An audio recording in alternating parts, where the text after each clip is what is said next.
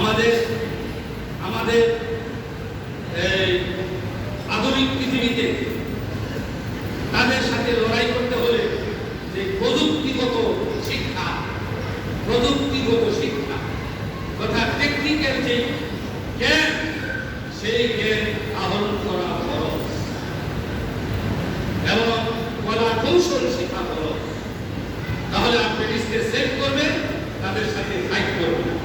আর এই ফাইট হবে বড় ফাইট কলম, মগজে, দেমাগে, বিশ্লেষণী ক্ষমতার মাধ্যমে, বাইরে বেরিয়ে কিলাকিলি এবং আপনার মোটর সেল এই দান্দাবাজির মাধ্যমে নয়।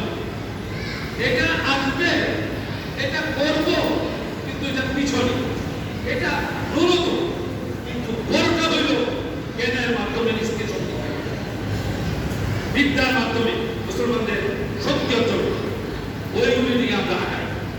আমরা তাহলে টিকবো এবং পৃথিবী শাসন করবো আর নতুবা বিলীন হয়ে যাবে। তো আমরা কি বিলীন হয়ে যাব? না, আমরা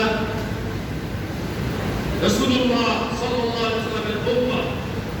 আমরা জানি, যদিও জাহালত আমাদেরকে পেয়ে বসেছে, কিন্তু আমাদের পিছনে কোরআন হাদিস হয়েছে, আলো আছে এখন আলহামদুলিল্লাহ।